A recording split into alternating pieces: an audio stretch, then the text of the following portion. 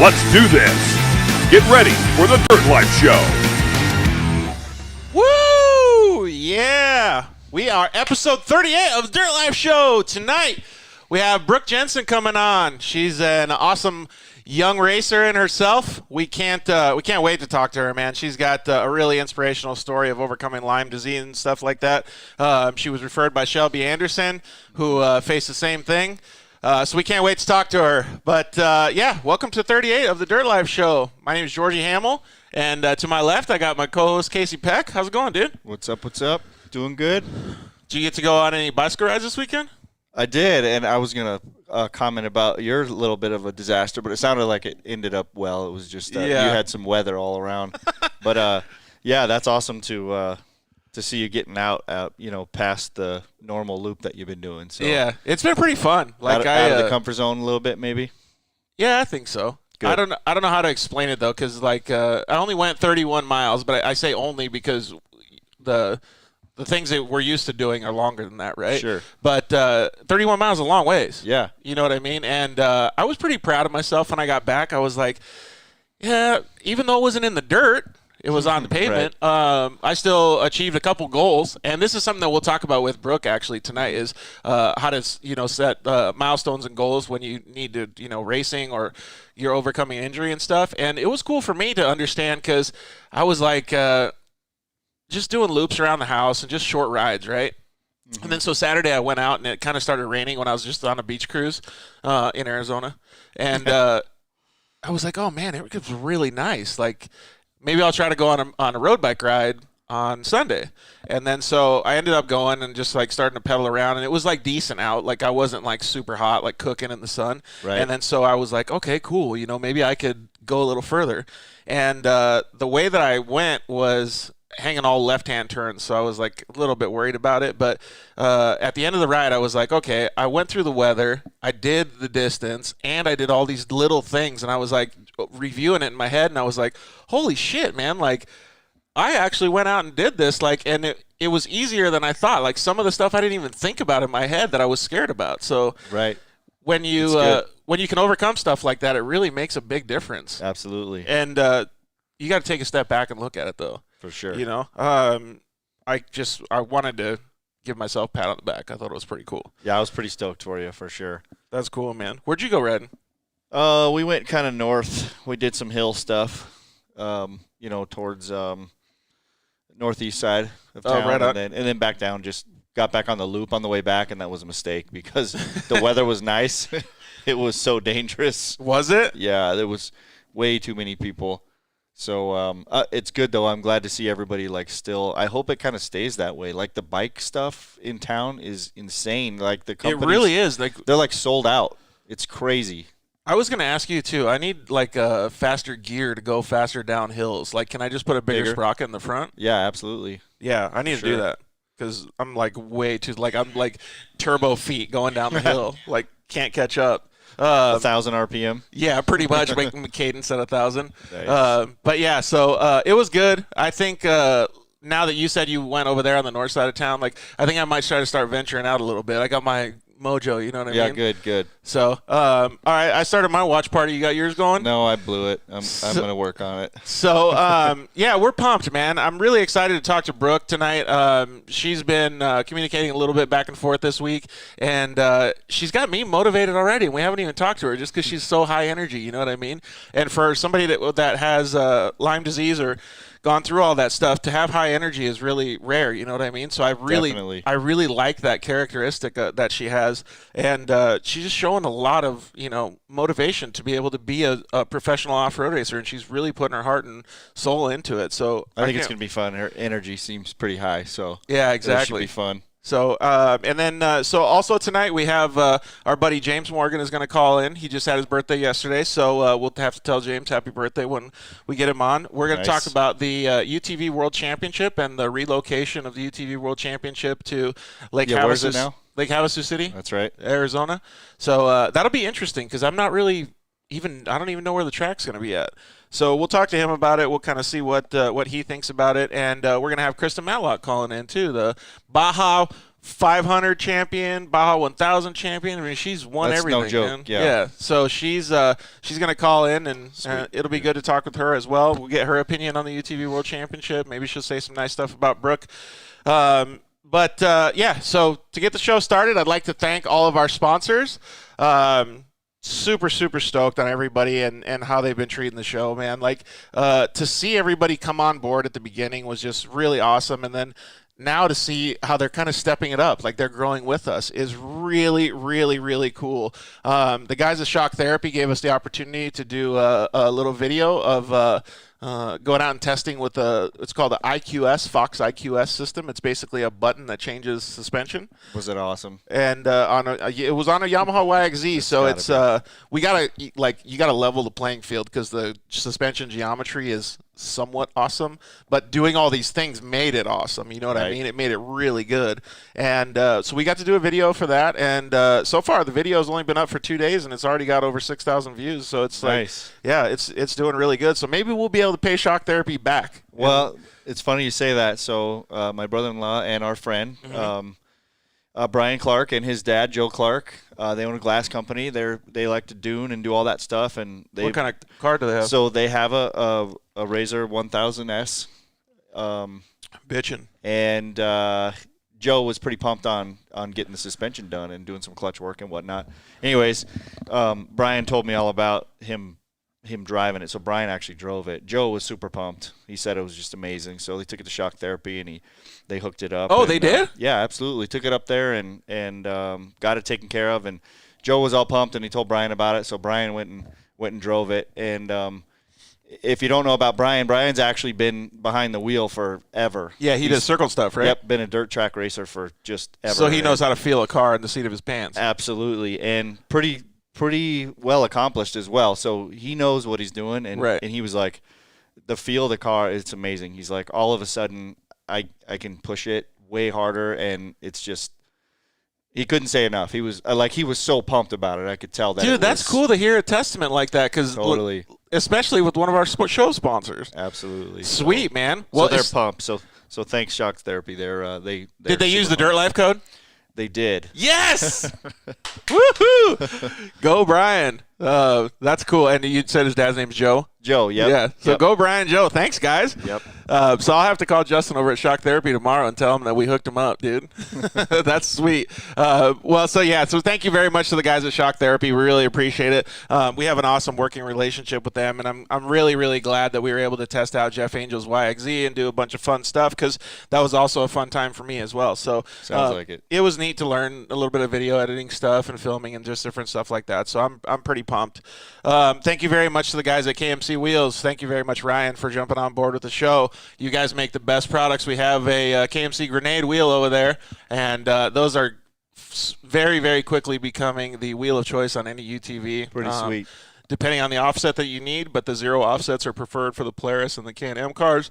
So those things are pretty bitchin', man. And not only do they look cool, they're really, really, really sturdy. So thank you to Ryan and all the KMC guys. Thank you to Travis Zollinger and all the boys at Zollinger Racing Products. Like I always say, man, the stuff that they make is just like bar none. The machines and the equipment that they have is just mind-blowing. So we are really, really stoked to have them on board. Thanks to the guys at Rugged Radios for doing that giveaway with us a couple weeks ago. And thank you very much to Lance and all the team at Vanessa and everybody at Solderweld, Zeke and all the boys over there. We're going to be giving away a Solderweld off-road repair kit. Even got my Solderweld shirt on tonight. And, that's going to be cool. Whoever wins that's going to have a first aid kit for their UTV. So pay attention next week. We're going to post that on social media, and you guys can win that bad boy. What are we going to do? What's going to be the giveaway? I mean, how are we going to figure it out? Is it going to be the same kind of thing? Yeah, but I want to hear some testimonies. Like, I want to hear, like, the worst thing they broke and how they MacGyvered it and got it back home, like something like that. Like, but how do you pick that though? I don't know. That's true. How do you pick the guy? Yeah, that's kind of like, how do you compare apples to apples? He's that's like kind of subjective. Yeah, you're right. because it's like a crash reel, right? It's like who crashed the worst, or who America's funniest videos. Like, how do you pick the winner? Because sometimes the third place guy is way funnier than the first place guy. This is true. So so maybe just mention it. Maybe just mention what you broke, and I don't know. That's actually a really. I gotta think of something creative then. Yeah, let's put together something cool. But that'll be cool. So, but how do you reward somebody like? For breaking everything. I broke more than you did. Who wadded it up the worst? You deserve it. So the car's torn apart. I don't know if the wheels fall off, you may not be able to fix it with a solder weld repair kit. There's a good possibility, but who knows? So yeah, we're gonna give that bad boy away. So pay attention to social media for next week because we're gonna post it. So thank you very, very much to the Solder Weld guys. Happy belated Mother's Day. I was just gonna say, shout out to the mothers. To all the mothers yesterday. If you didn't see my personal social media post, it was pretty cool. Shout out to my mom. She's been doing pretty awesome lately too, man. So love you, Mom. Thank you very much for taking such good care of me. Shout out to Casey's mom too. Yep. Absolutely. Inviting me over when I was in Phoenix to try to eat some meat pie. It's the best ever, dude. We got to make that happen pretty quick here. Yeah, we definitely need to. So, and then we got a couple of people commenting in. Parker James is on. We'll talk to you in a bit, buddy. Actually, 6:12, so we'll talk to him in maybe 10 or so minutes. Brian Hawkins, what's up, dude? Vinny Tipton, how you doing, buddy? And Josh at TacMed. So, Josh, we actually have your stuff over there. I don't know if you can see it with the camera angle right now, but we have some of your those are sweet. Yeah, we love those things. So, thank you very much for joining us, dude. So, a couple things that I wanted to talk about today were obviously, happy Mother's Day to all the mothers, but I really, really want to get into this UTV World Championship thing because, you're not a UTV racer, but you know off-road a lot.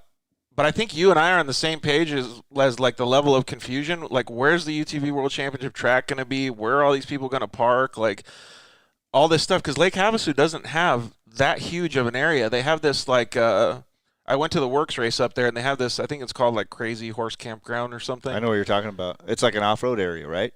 Yeah, and there's little trails and stuff. Mm-hmm. So have you seen that then? Yeah, but it's been a long time. But I always thought that it seemed like that area could do something, but I don't know if maybe it is big desert enough. Race, though? I know. I don't know. Maybe it's a short course thing. I don't know.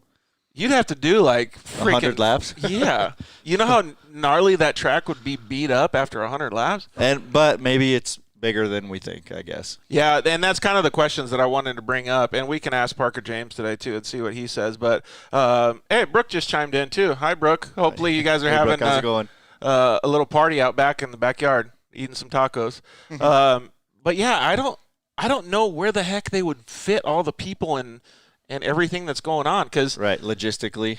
Although it's growing. Like every time I go there, it's been a while, but seemed like I would go there once a year or so, and every time it was Lake Havasu. Yeah, get bigger and bigger and bigger. Yeah, and I hadn't been there in I don't know maybe 10 years or something, and I went this past year, and I think that I felt the same way, but I don't necessarily know that it's grown bigger with wide open areas. It feels true. And at the UTV World Championship that they held in Laughlin, it was it's kind of a little compact area for the pits, right? But they have two sections, and then they have a place where you can put the semis and stuff for the big dogs, and so they have a good amount of room, right?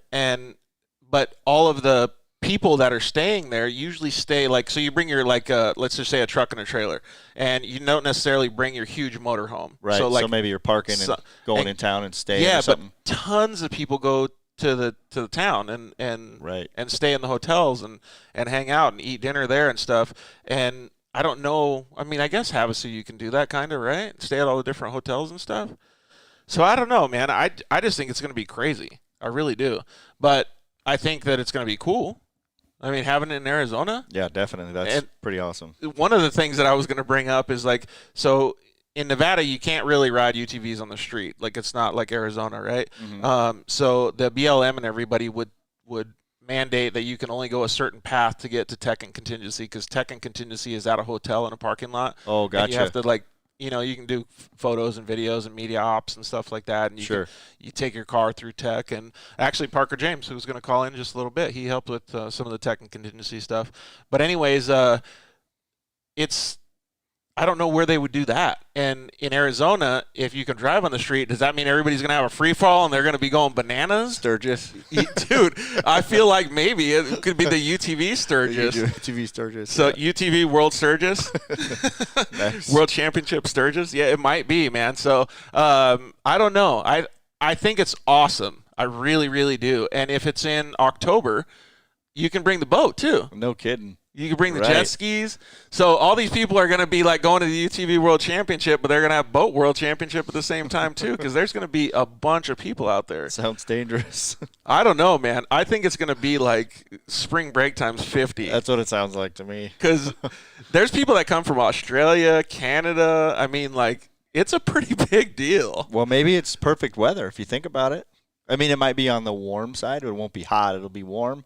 But all over people coming from all over the world, you know, a lot of times that weather is already getting terrible for people that otherwise wouldn't be able to ride or race. So yeah, exactly. Maybe it's a great idea. Well, since we're a little bit confused on it, like if you guys want to chime in to anybody that's watching or listening to the show, chime in and tell us what you think about the UTV World Championship going to Lake Havasu City, Arizona, and we'll see what you guys think too, because I think it'll actually be a really good thing. I think it'll have a lot of room for growth. Nevada's laws and things like that are limiting things that you can do, and I think Arizona's a little looser on that kind of stuff, so we may be able to grow the UTV World Championship a little bit more and have those guys just have a bigger event. So I think it'll be cool for the Martelli brothers and for the UTV industry, you know, as a whole. So I can't read that one right there. It's Remy Jensen. Is that what it says? Hey, guys, we're having tacos and watching on the back patio. Awesome. Can't wait to hear from Brooke Jensen. Oh, yeah. We're super proud of her. Must be her mom or her dad, yeah.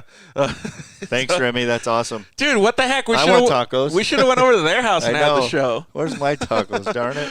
So I do think it's going to be pretty cool, though. I actually, you might get mad at me for saying this, was thinking about racing it.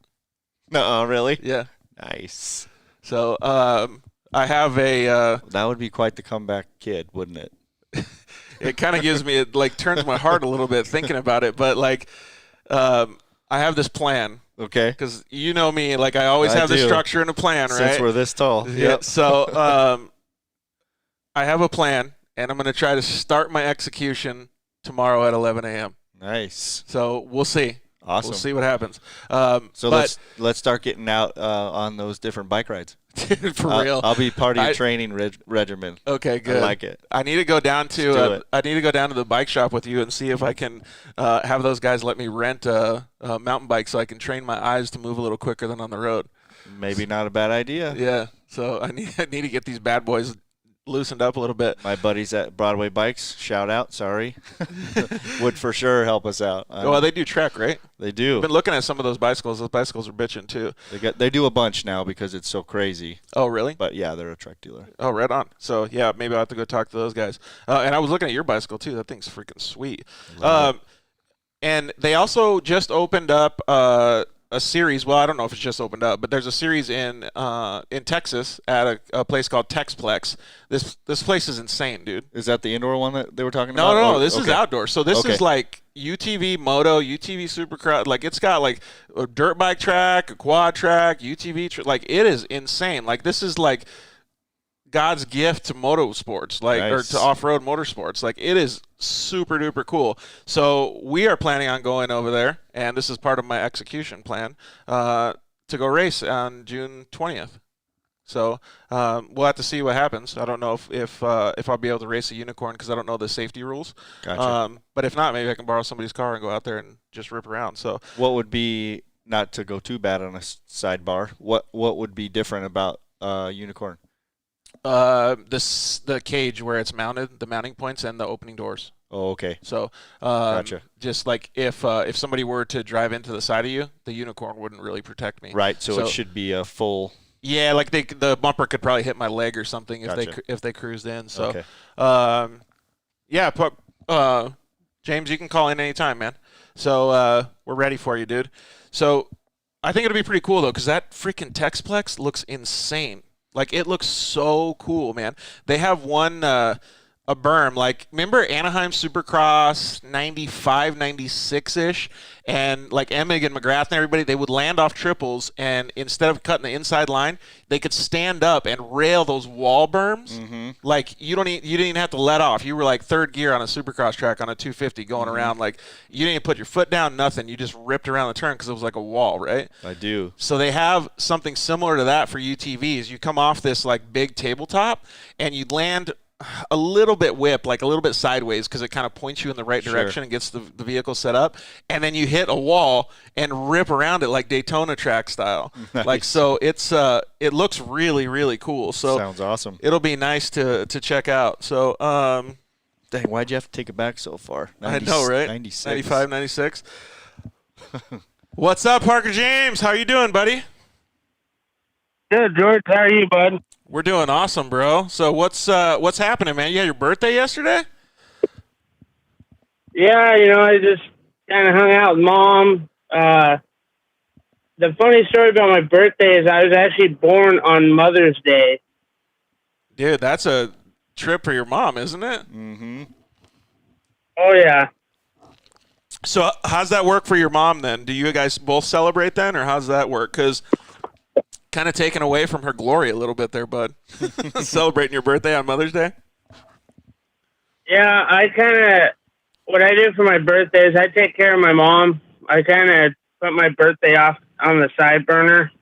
Oh, cool. Take care of her and do whatever she wants me to do to make her happy because it's Mother's Day. Yeah, absolutely. Well, that's nice of you, man. Like, I appreciate that. That's a good thing to be doing, especially right now too, with all the craziness that's going on in the world.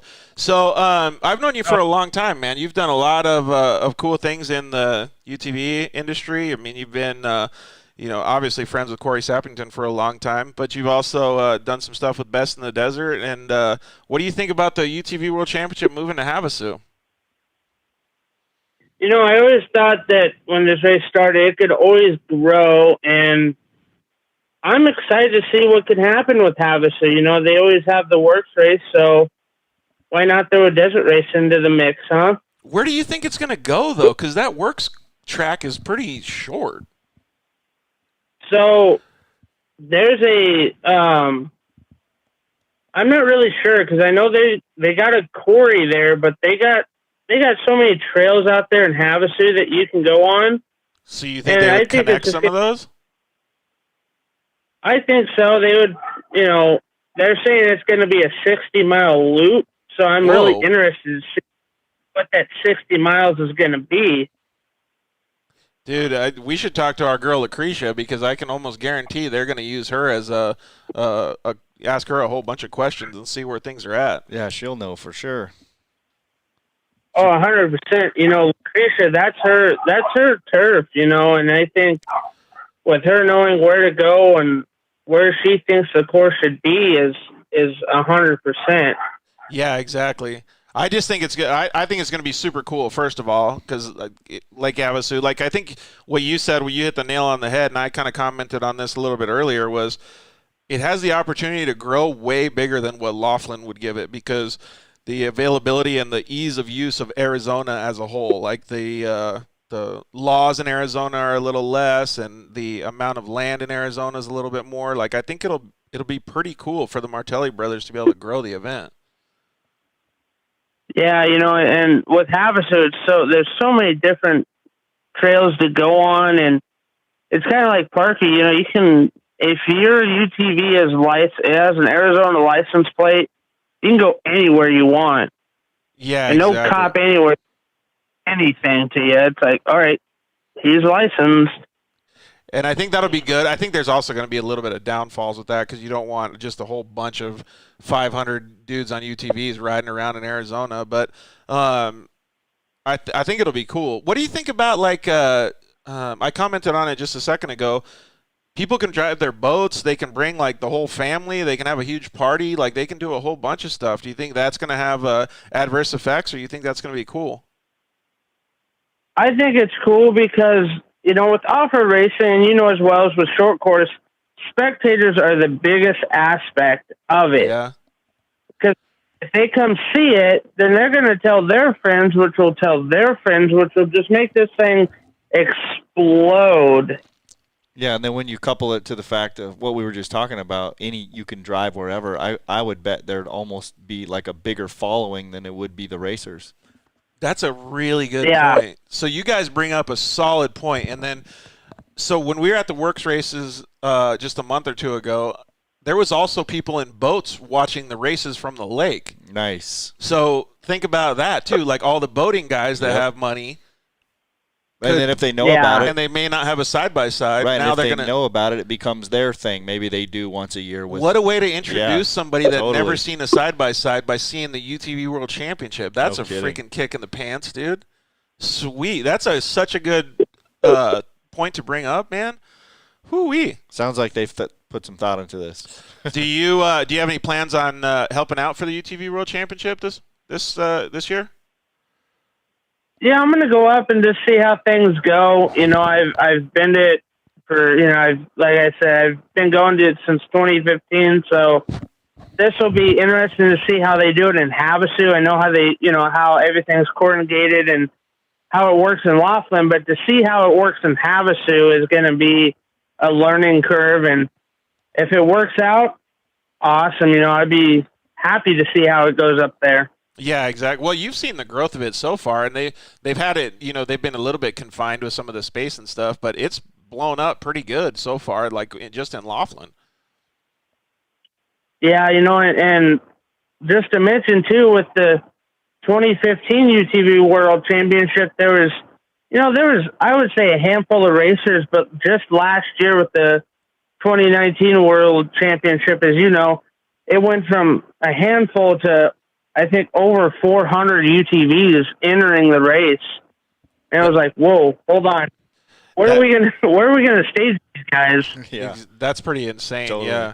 Man, that's a good point to bring up too, and I think it follows along with what I was saying earlier, is that Arizona allows it to grow that big. You know what I mean? Right. Just more open space. Well, how here in Tucson, I mean, we're over 1 million, right? So we're not that small, but it's still that small town feel. And what I'm getting at is we have the gym show is huge for the economy. Massive. Right? Like the local economy counts on it, as well as the Tour de Tucson. Those are two giant events that always happen, and like the town almost like revolves around it. Yeah. So I could totally see the same thing happening. UTV World Championship is almost as big as the Tour de Tucson. That's what I mean. Yeah. So it could just grow into that where everybody except for the people at the UTV World Championship have way more money than bicycle guys. Right, but you know what I'm saying, to where like that town could just maybe even grow because of it. Dude, that's so true. So you could kind of feed back and pay back to Havasu City. Yeah, maybe it becomes a staple for Havasu. What do you think about that point, James?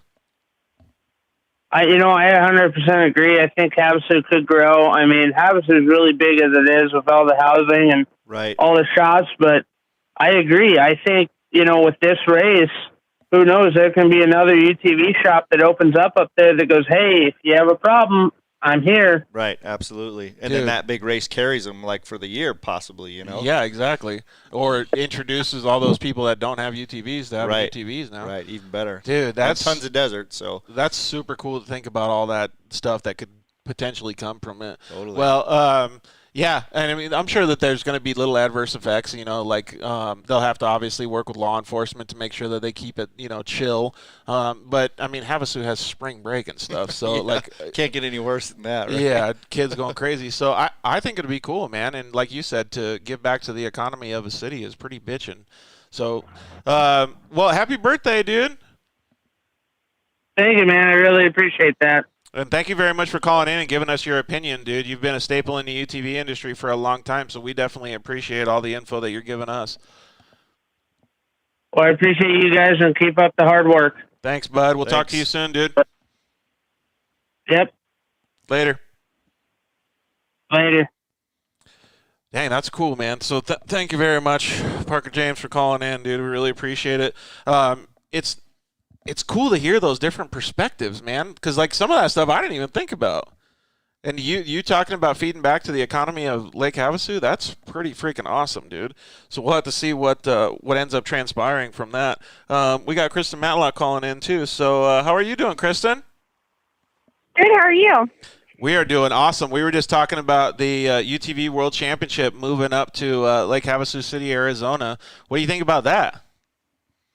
That's pretty exciting, actually. Something different. I think it's pretty cool. I think Lucretia is going to have a freaking own everybody in her backyard. She's going to be so popular, even I more. didn't even think about that. Yeah, everybody's going to be staying at her house asking her where the course goes. And Totally. Sounds like a good time. Yeah, exactly. We know that they like to have fun. And word on the street is they got a bunch of pit bikes, so maybe we should all just bring pit bikes up there and have fun. Nice. Perfect. Well, thank you very much for calling in. We really appreciate it. How's things been going with you and the crew? Good.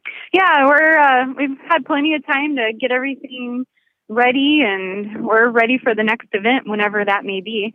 Yeah, exactly. Do you guys have any or talk to anybody to see how the organizations are working with the local governments and things like that for when racing can resume?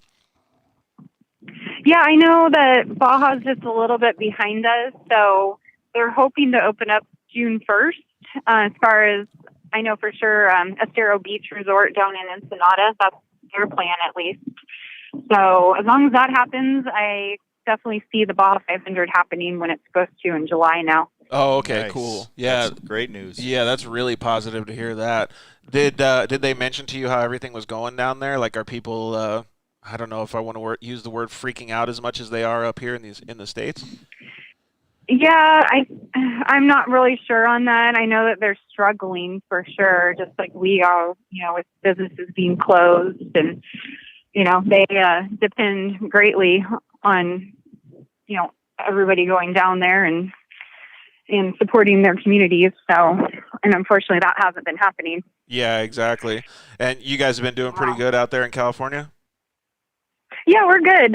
Yeah, we actually, I'm not sure if you guys know this, but we have a custom cabinet company, and so we've been deemed essential, with that. So we're still working with all of that, and we've still got our guys. Oh, sorry. Has that blown up for you guys? Because I can tell you around here, like everybody that's kind of shut in is like, hey, I'm going to do something with the house. So lines at Home Depot. Yeah. It's insane. So I hope there's some positive out of it. You know what I mean? Has it been like that for you guys? What's that now? I'm sorry. Has it has the business gone up in this weird time because people are all of a sudden looking to do home improvements? It's crazy out here for that. You wouldn't even expect it.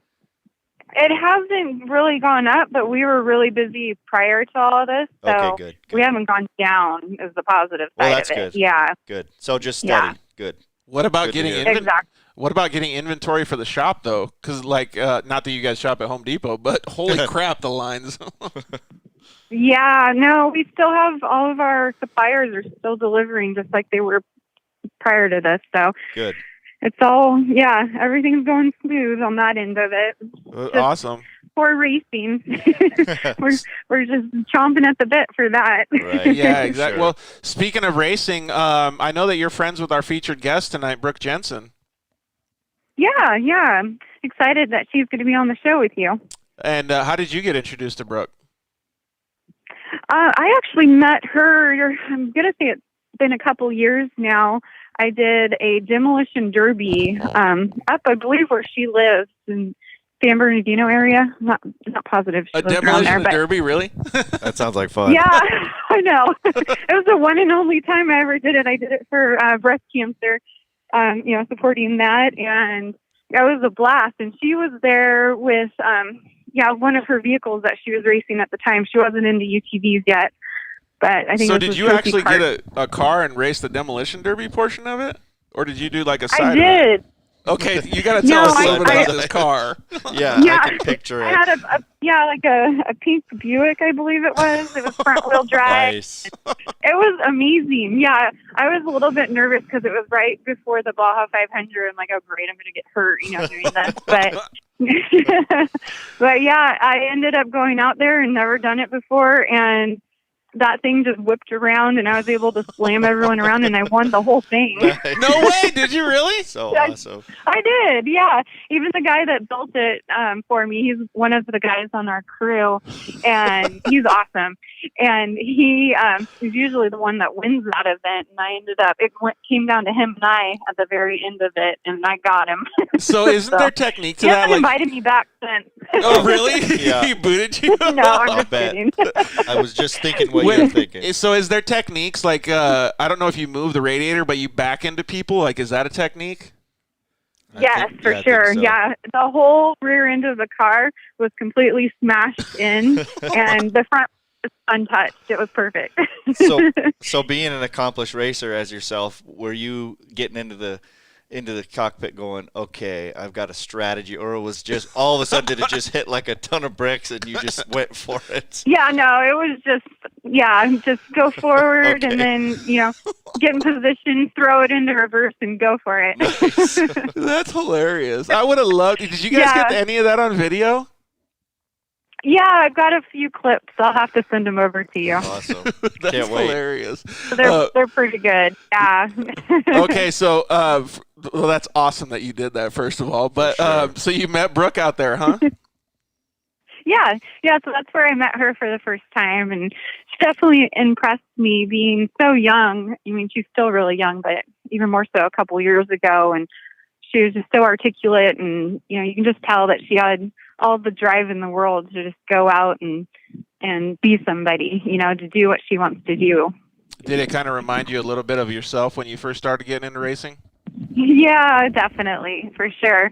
Yeah, I mean, I could just tell that she loved racing, and I could tell that she'd been around it, practically her whole life, and that's what she wanted to be, and that's what she's going to be. So I'm excited to see her grow, and she's definitely grown a lot in the last couple of years since I've known her. I'm very proud of her. Yeah, it's really cool to see that. I agree 100%. And to hear those positive words coming from you, I mean, I look up to you with all your racing accomplishments. I can only imagine the way that that she sees you. And I was talking to Casey before the show, if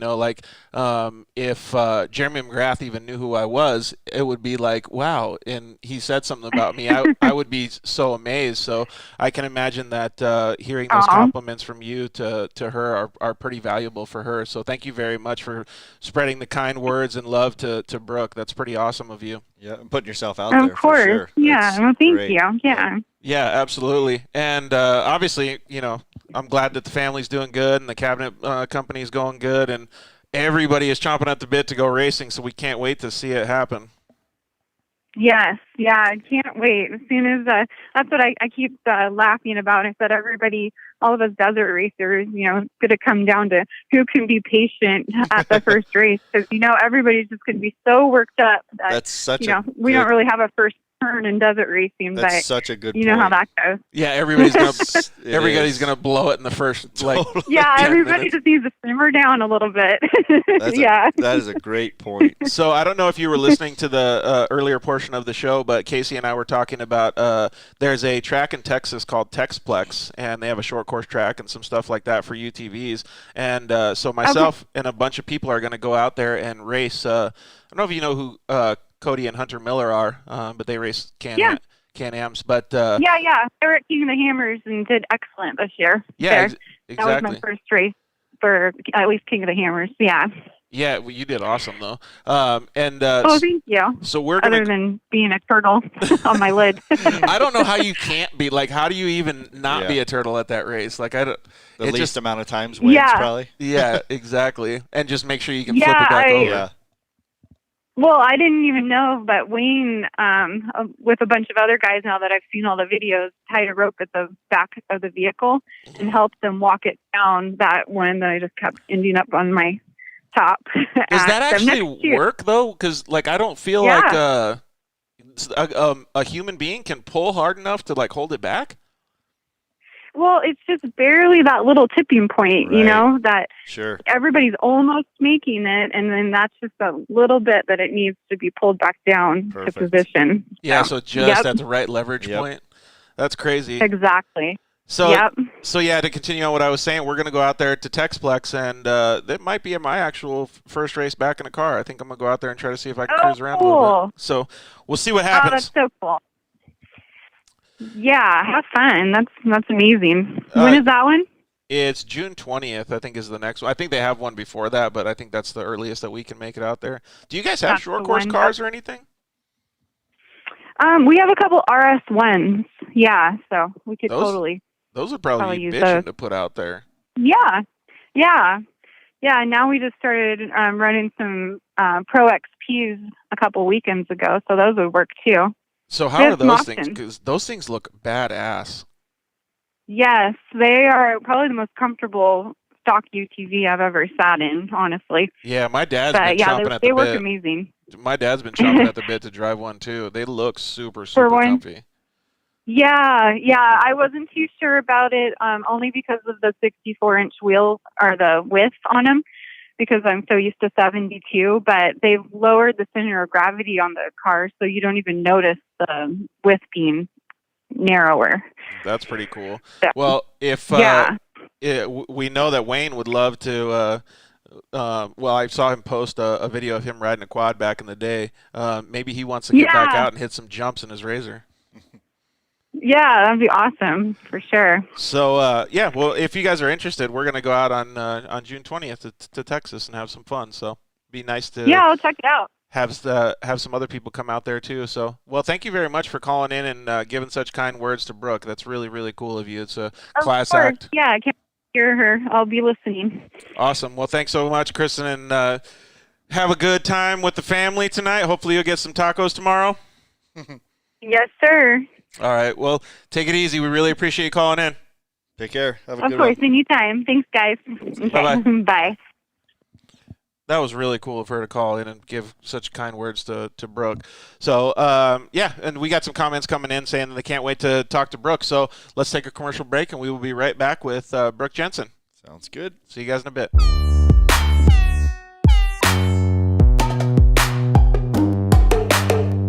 Hello, I'm Justin, the founder of Shock Therapy.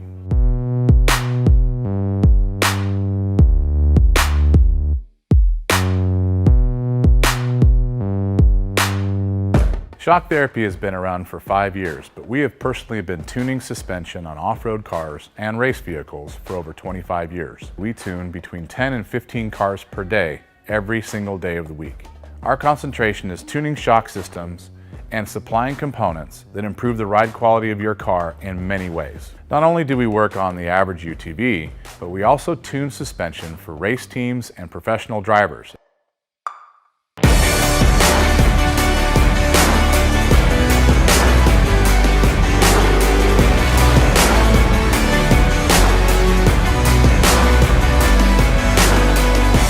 We currently tune for over 87 race teams in Best in Desert and Score. Our clients and race teams rely on our suspension components to allow them to win races and keep them safe. Suspension is a moving target. We are always trying to hit that target with every customer that we work with. Each customer's needs can be different, and we tune our kits accordingly. Our research and development never stops. We improve our components every single day. As the industry evolves and improves, so do our parts and kits. As of right now, we have over 100 products for UTVs. So when you bring your car to us, you have the satisfaction of knowing that you have the most experience, the highest quality products, and the fact that your car is being tuned specifically to you.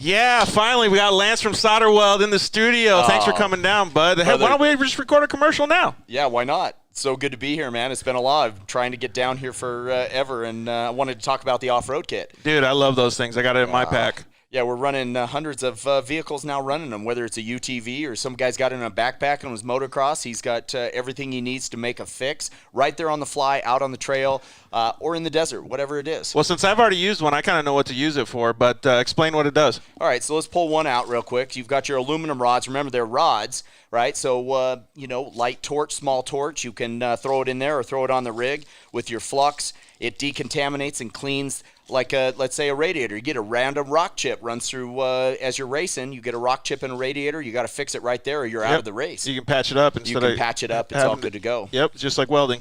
Yeah, also as well with that, you've got a brake line fix. So with your flux, you can fix a brake line, stainless steel, and then your hot block, heat absorption putty. So it keeps you from getting burned, number one, as well as keeps the heat from traveling. So it's really nice. I've used this not even to fix anything, so that stuff works so good, man. Listen, it's easy. It straps in nicely so that you have everything you need in one little place, and you don't have to carry a big bag in it's the It's like a first truck. aid kit for your vehicle. Yeah, chase trucks have it as well, so that if they need to make a fix on the fly, they can get it done and get it done quick and get you back in the race. Dude, those things are so cool. All right, so it's at Solderweld on Instagram, Facebook, and solderweld.com. Awesome. All right, thanks, bud. Appreciate it. Zollinger Racing builds the best aftermarket products available. Products for your UTV or snowmobile, including billet radius rods, billet tie rods, billet steering knuckles, billet steering racks, alternator kits, and much more. All manufactured in the United States in-house at their headquarters in Nibley, Utah. Travis Zollinger and his team test in some of the most brutal conditions, racing in places like the Best in the Desert Mint 400, Ultra 4 King of the Hammers, UTV World Championships, and many more. Visit ZollingerRacingProducts.com and use the code DIRTLIFE to get 10% off your next purchase, and join us on social media at Zollinger Racing Products to see our products in action.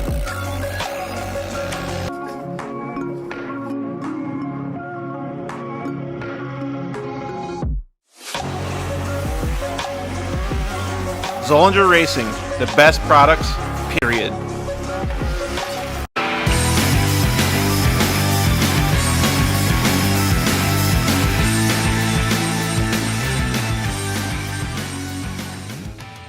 Yeah, we are back, man. I still can't believe it's episode 38. It's pretty awesome. So tonight we have our featured guest, Brooke Jensen. She is already in her very, very young age an accomplished young racer.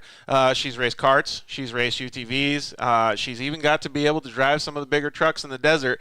And she has a very, very big passion for off-road racing. Unfortunately, she was diagnosed with Lyme disease, and she's overcome that. To me, that is the most special thing about her, because she shows determination, and I admire that very, very much.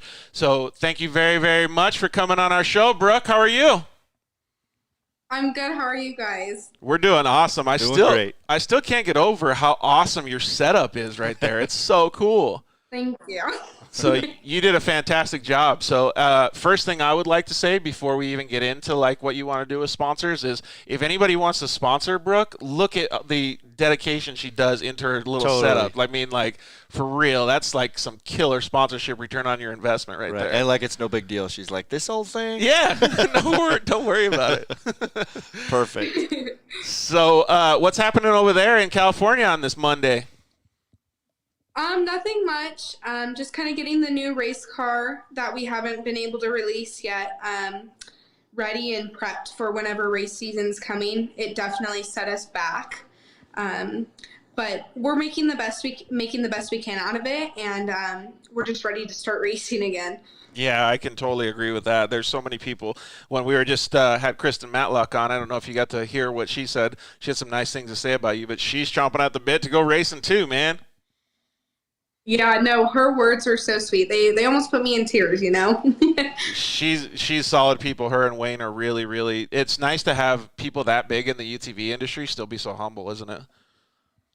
Yeah, especially them raising the boys. I mean, those boys are so sweet, and they're definitely going to take after their parents, them racing. Yeah, that'll be pretty cool. You think Wayne's going to be all pissed when they start beating him? Oh, yeah. I see it coming. Just wait a couple years. So let's take a step back real quick. I wanted to know, first of all, for our audience, how old are you? I'm 17 years old. Okay, cool. So still got a long, long career ahead of you. That's awesome. Heather Wadham said a huge fan of Brooke Jensen. So we're getting some good comments for you tonight. So what got you into motorsports then? It sounded like from when we talked to Kristen that you've been in and around motorsports for a really long time. Yeah, definitely. When I was little, my dad would take me out to Barstow in California, and we'd watch the trucks out there race. And seeing how different the trucks are now compared to when we would go out there and watch them is just crazy. Seeing the motorsports build is just unbelievable. But yeah, he would take us out there, and I just had a knack for it. I tried dance, I tried volleyball, gymnastics, like soccer. I tried everything. And I was like, nothing just fits. So I'm like, I want to race. Yeah. So then I can definitely when I was agree about with 11 that. years old. Yeah. When I was 11 years old, I asked my parents to buy me a Junior 1 car for the Lucas Oil Series. And they were like, no, you're not going to race. Like, we're not getting into that. My dad already knew what he'd be getting into. And I never gave up asking. What is the? Yeah. We have a couple more people commenting. Lauren Schultz said hi, Brooke, and then Donna Fry said, "Go Brooke, supporting you from Huntington Beach." Yep. Oh, sweet. Amy Wells can't wait to talk to Brooke Jensen, sending some love from the Wells family. Yeah, exactly. We get your hand. You keep getting the comments coming in. Awesome. What do they say? Like I was going to comment in on your last what you just said. To be a millionaire in off-road or any type of racing, how do you? Yeah, you start with 2 million. Yeah, how do you make $1 million in racing? Yeah, that's it. Start with 2. Right. So your dad was probably not wrong when he said, "No way, I'm not getting you a junior car." Totally. You know what's cool though? So yeah, he was like, "Nope, no way." What's awesome that maybe you haven't realized, or maybe you have by now, is that all those other sports that you did, they actually started a platform for a passion to do your best in what you want to do. And the reason I know that is because I can remember, okay, I wanted to play basketball because it was tall, but that wasn't my thing. Team sports wasn't my thing. I wanted to race moto, right? Yeah. But I remember being in the backyard and, going through that scenario in your mind. It's the last shot of the game and whatever, right. and you try to make it. Visualize it. Totally. And then you do that, like you tell yourself, I'm not going in the house quitting until I do 20 of those in a row or 50 of those in a row. And then when you get into the car now of your real dream, I guarantee you're like, I got to hit that corner right. I gotta hit that, that jump correct. So don't downplay what you didn't want to do, because it actually helped you get to where you're at. I know. There's some value there for sure. I've noticed everybody that races, they all talk about the sports that they used to play. Right. And then they go into this now, and they were so competitive that they couldn't compete in those sports because they were too competitive. Yeah, that's where you say the whole feeling, team sports. Yep. So I wanted to bring up a comment too, like of the same kind of line of train of thought. So everybody starts on PW50s in motocross, right? Yep, right. So you were kind of referred by Shelby Anderson. You're friends with Shelby, and so she posted a picture with her mom for Mother's Day yesterday. So my first comment was, did you ask her where she buried the PW50? Yeah, that's right. What'd she say? Did she laugh? Yeah, so she sent me a message. She was laughing. That's so funny. I don't know if you saw Shelby's show, but she was talking about that, man, because she started like on a PW50. Her mom was like, no way, no dirt bikes. No, no dirt bikes. So that's something I've definitely been interested in lately is bikes. My friend Jesse Combs and Teresa do the bikes with all the Sturgis shows and stuff like that, and I've been begging to get a bike, but I don't know if it's going to work. Have you ever ridden a dirt bike? Yeah, we have a pit bike. We have a track that we're building, but I have not gotten on a dirt bike yet, like an actual my size, Oh, like one that's like maybe like a 125 or something like that? Yeah. That would be kind of cool if you try it out, though. And I'm sure your dad can teach you how to do it, right? Oh, yeah. So let's take a step back again then. So you were around motorsports and you convinced your dad to be able to buy you the junior kart. Then, so where did it go from there? Did you start racing Lucas, or did you kind of just drive it around? Yeah, no, we definitely hopped right into racing. And then after that, my dad bought me a mod kart, and It was a pile. It definitely was a pile, but it taught me how to drive. Did he make you work on it? Drive. Oh yeah, nope. Hands on, and if I'm not prepping that car with him, I'm not racing. Nice. There you go. Love So it. Casey and I always talk about this too, and that's the exact reason why we started this show is because the dirt life taught us so much growing up. We had to fix it. We had to be able to start it. We had to be able to work on things. And our dads taught us very similar to the way that your dad's teaching you, except for you have a little bit bigger of a task because you're working on 4 wheels instead of us like working on 2 wheels. So that's super, super cool of your parents to teach you that. Yeah, I'm really proud to be their daughter. Did you have a good Mother's Day with your mom yesterday? Yeah, we had a good chill Mother's Day. What'd you guys do? We sat on the back porch and had our family over on Saturday, and then Sunday we just laid low. But on Saturday, we made tri-tip, and then it was so good. And then we actually cut it up tonight and made tacos out of it. Just going to ask, in the same backyard, I think, right? That's the backyard must be the killer spot at the Jensen house. So, what was your foray into racing then? Did you, like when you got in the junior karts, were you like all of a sudden winning? Were you kind of like learning the ropes? Like, because this stuff is really, really crucial to who you are now, right? Is like how you started. So what did you start doing when you first raced? When I first started racing, my dad has always taught me that you need to learn how to drive. So we would always buy a car that wasn't the top car. And then we'd take that and we would turn it around and it would teach me how to drive so that when I get into a much nicer car, I'm on top of the box all the time. And that's pretty much what we did is we got the junior car, moved into a mod cart, and the mod cart was actually the only floor clutch out there on the track.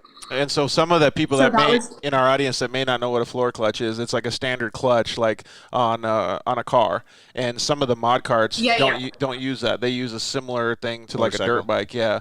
So depending on what kind of car you get. So she learned a little bit different than what most people did. Right. That's awesome.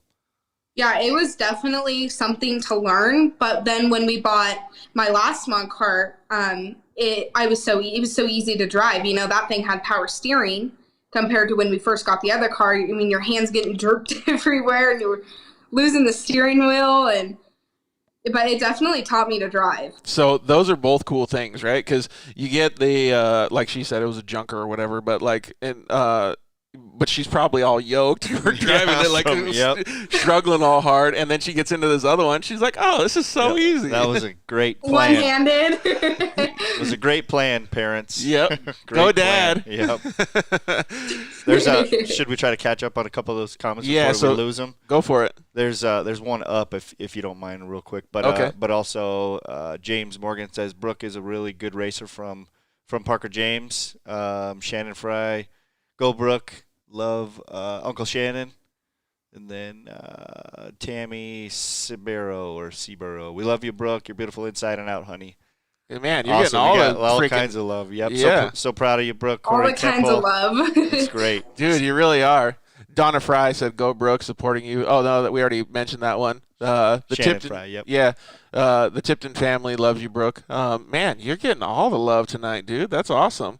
And you got tacos. That's definitely something we have is the support behind us. So that's a huge mechanism. So we can start talking about that too. I do want to go back to the mod carts and stuff, but the support mechanism that people need to have, again, a part of the dirt life is really crucial in any type of sport. Whether it's motorsports, if you want to be a soccer guy like we were talking about, football, whatever it is.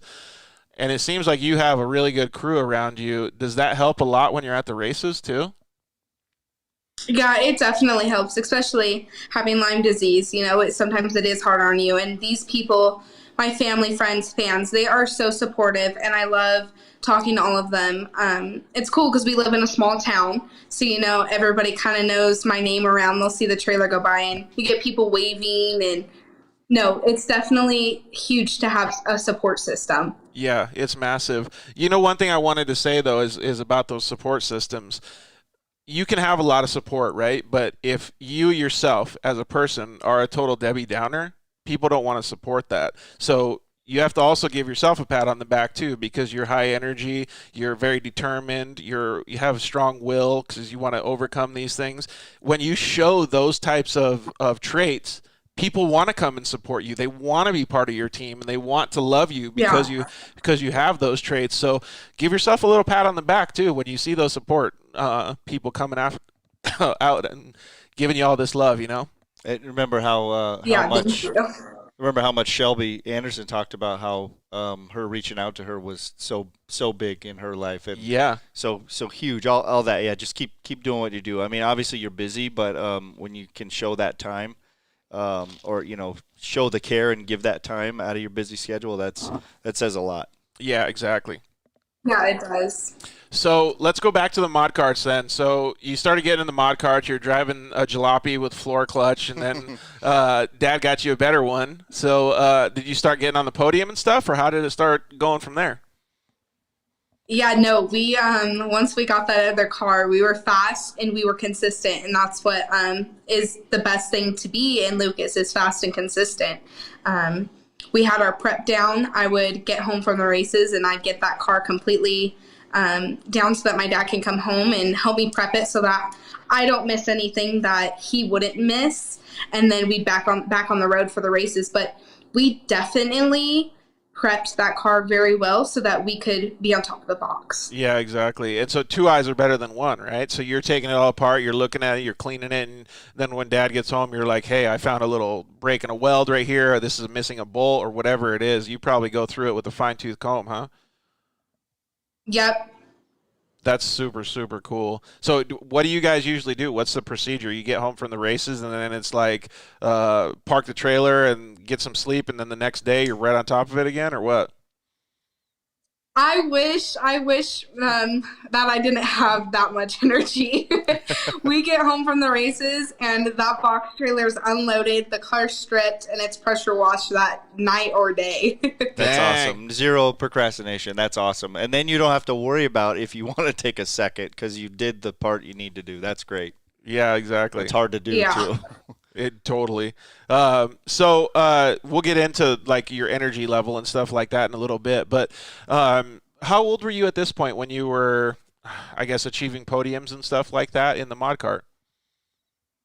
I was 14, 15 years old, yeah. Okay. So you had been racing for a little while then. About how many years had you been racing for at this point? I want to say 7 to 8 years. Wow. See, so we were talking about this the other day when I had the kids on the show, Ethan Ebert and Luke Knupp. They both had been racing just as long or longer than I had. It's crazy to see how much experience and how much veterans these young kids are. It's pretty awesome to see. It'd be nice if I could have raced for that long in off-road cars. And especially the whole package where she's wrenching and she's looking, she's prepping the car. So that's like even, I mean, in my mind, that's almost more important because now when you get to that level. Well, that's 90% of the program. It absolutely is. But I mean, as the racer that actually knows what's going on, that's great. Yeah. So how about that then? Brings up a good question. When you're driving the car, can you be like, oh, maybe this bolt was loose or this is what happened to the car? Mm-hmm. Yeah, that's definitely an advantage, especially racing desert. I'll hear noise or I'll feel something and I'm like, I could think maybe that's the brake cable, maybe that this bolt's loose, maybe you never know, you know what I mean? You could feel the belt slipping sometimes, but if you're not educated, then you can't diagnose what's going wrong with your car. Right. Yeah, you just say something like, oh, it's broken, I'm pulling over. Right. Yeah, yep. How about that in the communication? Like now you're getting into more like desert racing and you're having a passenger and stuff. Like do those things, prepping the car, make it easier for you to communicate with the co-driver? Yeah, and especially when our co-driver was up here helping, we would kind of work on things together so that we both knew like, okay, we remember this sound when that thing broke. It's not just one person going, oh, is that the brakes? Or, oh, is that the belt? You know what I mean? We're both like, okay, that's the brakes. Yeah, exactly. I think that's a really good piece of the puzzle. Sure. I was a co-driver in a race at the Silver State 300 one time, and we didn't make it very far, but I basically took 90% of the car and helped redo the whole thing because I wanted to make sure I knew what I was getting into. So that's cool that you and the co-driver know that. Yeah, it's definitely a huge advantage. Okay, so did you win a bunch of races when you were in the mod car, or did you get a bunch of podiums? Like, what was your accolades in that class? Yeah, we definitely, by the end of the season, turning 15 years old to turning 16, we definitely were on the podium every single race. And I'd say the best we did was I have not won a national race or podiumed at a national race. And we were actually so close to podiuming in Missouri. We were working up to third place, and then that's when I rolled like 15 times. Oh, no. Oh, you want to take a couple? I want to get into this story. You want to mention a couple of those comments? Yeah, Corey Temple, so proud of you, Brooke. James Morgan, every time I see Brooke at a race, she puts a smile on my face when I'm having a rough day. That's awesome. Corey Clark, Dirt Life Show, you guys always have awesome guests. Thanks, Corey. We appreciate that. We feel blessed to have these awesome people join us. It's definitely not the show that makes it awesome. It's the people that we have on the show. Absolutely. This one I think is my favorite comment of the whole night. The bottom one? Yeah. Well, actually, we got one that says, come to the Texas track, Brooke. We love you. And that's from Jennifer, I don't think, Marchak? Yeah, Marchak. Yeah. But this one's from Lauren Schultz. Pinion Hillbillies, love you, girl. Or is it Pignon? Yeah. I think it is. It's got the little inye or whatever it is. So how do you pronounce your city? Pinion Hills. Ah, Pinion. Okay. My bad. Yeah. So you guys are the Pinion Hillbillies eating tacos? Yeah, that's actually a funny story because our neighborhood, we all live on dirt roads, and we literally every single weekend razor in our Polaris razor over to everybody's houses. And then we have like hats that say Pinion Hills Hillbillies. Nice. That's perfect. That's super cool. I think we need to move out there, man. Well, it was kind of like that for us growing up. You know, we grew up in a little dirt road town, a little, I don't know how many people lived out there. It was small, like probably like that. Yeah, and there was definitely a camaraderie going on. Everybody knew everybody's business, though. That's some of the problem, right? It is. Yeah, but if you ever need help, like if something happens, they just walk over or whatever. Absolutely. Man, we keep having some more people comment in. We'll get back to some of the comments. So tell us about this crash that you had. Holy cow. 15 rolls, is that what she said? Oh, man. It was unbelievable. Where was it? It was in Missouri. No, like what part of the track? Oh, turn one. Weren't we just talking about that? That turn one is like it's kind of like a really harsh corner. But it wasn't lap one, right? Yeah. And especially in Missouri, the track was so big. It was honestly hard to memorize, and it was a really difficult track. And it was a yellow flag, and we were going green again, and we were all lined up, and the green flag dropped, and the straightaway going into the first turn was really long, so we were catching about 79 miles an hour, 80 miles an hour. And me and this guy come side by side, and my tire clips his, and we were clear. We held our line, and just by accident, we clipped together, and we just tossed in the air. Oh, so he biffed it too, or no? Oh, yeah, he rolled really bad as well. Was your car, like, fully toast? So I had a carbon fiber seat, and I cracked the carbon fiber seat. Holy smokes. Did you get, like, the stars in your eyes and all that crap? I just remember flipping, and I remember flipping down, and my helmet lid flew up, and I had a ton of dirt fly in my shield, and then I don't remember anything after that until I woke up in the CAT scan. Holy smokes. So you got a bell rung pretty good, it sounds like. That's crazy. Yeah, what did mom and dad think? So, yeah, my mom and dad, they told me that once it happened, they were on one side of the track, and they had to run all the way to the other side. And my spotter, actually, at the time, he hopped the fence to get onto the Luke Soil track. And they had to cut my body, and so when they cut off the top of the body to cut the cage to get me out, I was just screaming for my dad. I want my dad. I want my dad. And he was right in front of me the entire time. And then they transferred me into the ambulance, and it was about a 45-minute ride all the way down there, my mom said. and they had the helicopter running to transport me to the trauma center because I wasn't waking up. Yeah. And then once they put me in the CAT scan and put that dye in my arm, I woke up. That's crazy, man. Well, we are definitely glad that you made it out of that and you still have such a good attitude. That's awesome that you guys went through that. And again, with the support mechanism of your family, and obviously your spotter cared a lot about you and stuff like that. So it's cool to see. We won't dwell on the negatives, but we're glad that you made it out of there, and you obviously had a learning experience because you're not going to make the same mistakes again. That's pretty clear. Yeah, it was definitely a learning experience for sure. But it's what honestly you ask for entering this sport, you know? It's the chance you take.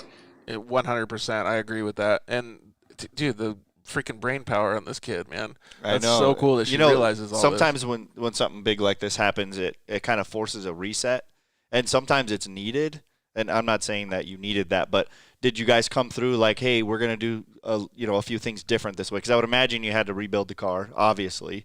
So there's an opportunity to maybe do things a little different. And then, maybe you're programming your racecraft a little differently. Is that like mentally? Yeah. I mean, obviously you don't want to go out there and be timid because you got to be the fierce fighting animal when you're out there. But sometimes that happens, and people are just way better for it. Even though you don't want to have to go through that, but you come out better. You come out stronger. Would you say some of that kind of happened, or what's your take? Yeah, no, definitely 100%. I have no fear, and that's one thing I'm so proud of. Having no fear, I woke up in the hospital, and they put this big neck brace thing on me, and I look at the doctor, and I'm like, so can I race tomorrow? Dang! I remember asking those questions. Yeah. Yeah. Is my car okay? Yeah. Can I race next week? Yeah. Is the car okay? Yeah, exactly. How long do I have? That is so cool. Well, so how old were you then when you went to Missouri? I want to say I just turned 16. Okay. So I don't know the exact timeline. When were you diagnosed with Lyme?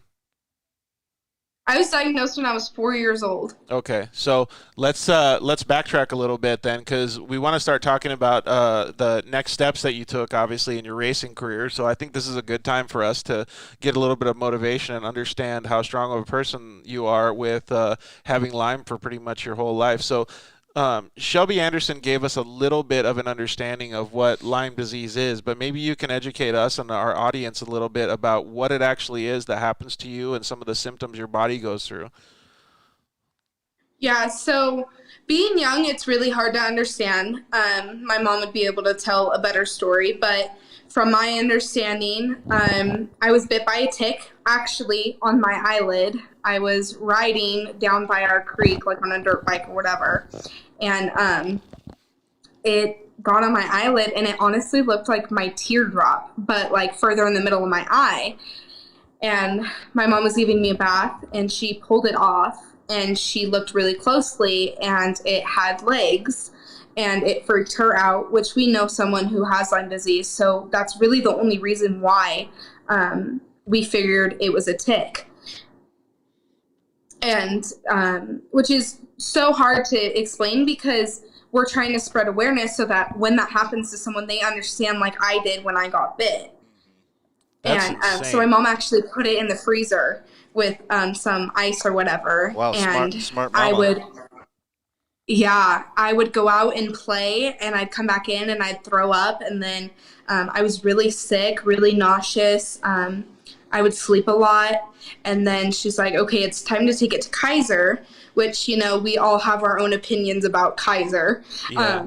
Kaiser. I know me and George agree on ours. Yeah, and for people that don't know, Kaiser is a medical facility in California. Right. So Right. Yeah. And so we went to the hospital and took it to Kaiser, and they tested me for strands of Lyme, and you have to have, I believe, 4 strands, and I only had 3, so they couldn't diagnose me with Lyme disease.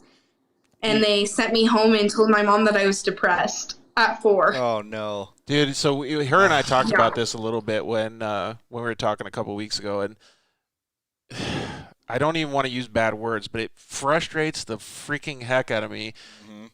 understanding that you can get misdiagnosed like that. Like going through all this crap that I did this past year, like I don't trust anybody until I trust them. You know what I mean? Like it's so crazy. And it didn't used to be that way. No, it's like you got to be your own freaking doctor these days. Yep. It's nuts. The stuff we went through with Lily, same thing. Yeah, and so when you said good on mom, like that's so amazing her support forethought. mechanism keeps kicking in, dude. Like that is super cool that your mom was so on top of stuff like that. It could put me in tears. My mom is my biggest supporter. She has taken me to every doctor's appointment. She has shoved medicine down my throat. She's injected me with injections, with needles, and she's watched me go through my worst days, and she's still there for me, and she will be until the end of time, until we can get past this, you know? That's super, super cool. So maybe continue with the story then. So they misdiagnosed you or didn't diagnose you fully, I guess. So what happened from there? Yeah, and then we visited a couple other doctors, and I finally got diagnosed, and we actually see a doctor up in San Francisco area, but more San Jose, and we fly up there every 6 months, and I get treatment. That's pretty cool. That's crazy that you have to go all the way there because now you trust that person. Mm-hmm. Yeah, I have 2 doctors. I have one in Yorba Linda, San Diego area. She has 2 offices. She works out of her house and then also out of Yorba Linda, and she's an all natural doctor. Oh, so I take about 24 pills and about 80 droppers per night that are all natural. Jeez, awesome. Man, that's crazy. That's good. That's good stuff. So we're going to continue talking about this stuff, but you mind reading some of those comments? Morgan Jensen says, that's my sister, all yeah, caps. Morgan. Corey Temple, Carly is loving watching you on the show. That was Corey Temple. And Amy Wells, what a Lyme warrior, dude, spreading some awareness while she thrives despite disease. Absolutely. That's fantastic. It's insane. And we're going to start talking about racing after this, but this shows like how much determination one human being can have. We got a couple other people that are just setting emojis like, yeah, you go, like raise the roof and amen and strong girl and all that stuff. Yeah. So, well, let's go back then. So you found the doctors and you're so young and your mom is obviously kind of, you know, pushing you through this, dad's helping and everything. So what are some of the next things that have to be done in your life to be able to understand how you're going to live your new normal? It was very hard at first. I was such a little girl, and when I would go to school and I'd fall asleep in class because I was so sick, and underneath my eyes, when I get really sick, they get dark. So you can tell when I get sick, and the kids just wouldn't understand, and they'd make fun of me, and it's nothing I could help, you know? Right. And now being this older age, I honestly haven't started spreading my awareness until my freshman year in high school. That's pretty cool though. So you're understanding how much value you can provide to other people now, huh? Yeah, it's definitely, you have to have a lot of strength, encouragement of all my family. You can tell with all the comments, everybody is so sweet and backs me. So it helps a lot, you know, and when that one person makes fun of you, it's like, whatever. Yeah. Like, I'll just brush you off my shoulder. Yeah, who cares? Absolutely. At that point, yeah. And that it goes to show, it like teaches you who you don't want to be around too. You don't need any of that negativity. Right. So 100% yes. So obviously you have to make some life adjustments. Well, you got to take pills, you got to probably eat a certain way, you got to exercise, you got to do all these different things. So was it difficult at such a young age adjusting to all that, or did your mom just kind of point you on the right path and you just followed? Yeah, my mom definitely pointed me on the right path. It has been hard. Now being older, I can kind of take care of myself, and I need to learn how to take care of myself. So when I'm older and I go to events, I know how to take care of my body when it wants to freak out and have a seizure. I feel like a lot of things that have helped me is dieting, eating very healthy, taking my medication, which I'm extremely stubborn, and I'll be like, no, I'm fine. And then next week I'm in bed all day. Yeah. Like, yeah, super stubborn. You have to realize what your body needs, and it doesn't always happen like right at that second either. Casey and I were actually talking about about this before the show. We were talking about bicycle riding just because that's what we're into, and he was like, a lot of people don't understand when it's the good hurt. Like you go out and you ride your bicycle and you're like, wow, that was like such a good ride, but man, I'm like, you're wrecked, you're in pain, but you're like, it feels good. Yeah, and then that's every race. So every event and every race. Right. But when you can understand that, then you can also reverse engineer it and understand like, oh, to get to this, I better be consistent with my medication or whatever I got to do to make sure that I don't F it up next time. Yeah, and that's one thing that's really hard for me because I go to events and I make sure that I'm at every event, even if I'm not racing. I didn't race them at 400 and I was there. And that entire week after, I will be so sick. Like on our way home, I can feel it. And then we get home and I'm so tired. It's almost like I feel like having the flu every single day of your life, you know? Right. And where throwing up becomes actually amazing. Yeah, just some of the stuff that you have to deal with. Like I said, it's your new normal, and if people don't understand that, then screw them, because that's just the way that you have to live to be able to understand the way that your body works.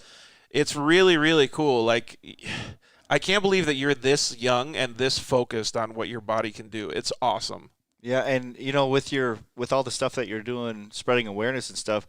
Like you said, you have your down days. We all do. Anybody that's facing adversity goes through some things where they have these days where they're down, and it's what kind of advice would you give somebody who they know they need to be positive and help spread that stuff, but sometimes you just want to stay in bed, right? What do you do to keep going and try to put your best foot forward? I mean, you have some kind of routine or what would you say?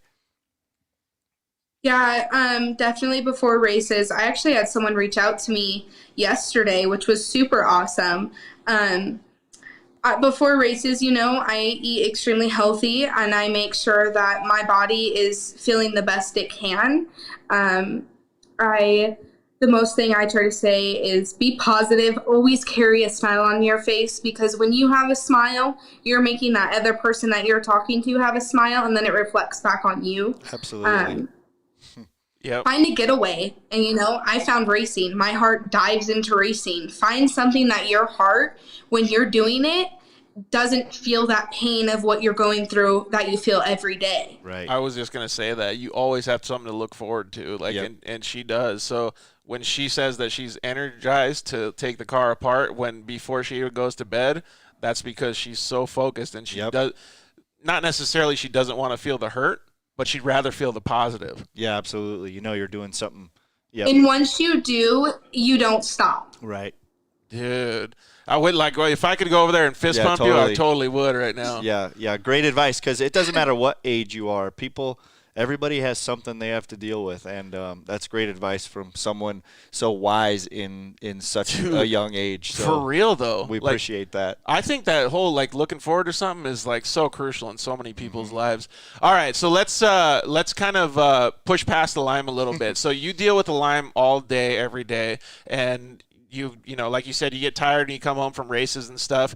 I think it's super positive. Like, if I was a company going to sponsor somebody, I would think to myself, wow, look at what this person does on a daily basis, not even on the track. And the mindset that you have to have and the mental capacity that you have to have. When you put her in a car, that's the easy part. Right. Like, so why that becomes wouldn't the bonus, probably. Exactly. Yeah. And so why wouldn't you want to sponsor somebody like that? You know what I mean? So I think that's super cool. And just knowing that makes me want to I wish I had a company we could sponsor you.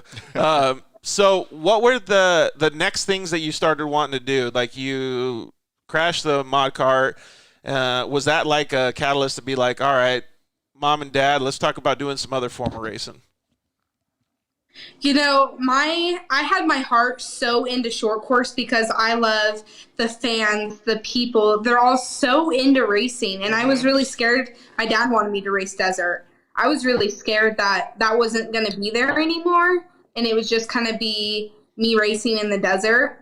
And I wanted a pro light. I definitely wanted to race a pro light because I love how Haley Deegan goes out there, Ronnie Anderson, Brock Hager, and they're just thrashing those things around. Yeah. Watching them three race together is ridiculous. Dude, it's like MMA with trucks. Yeah.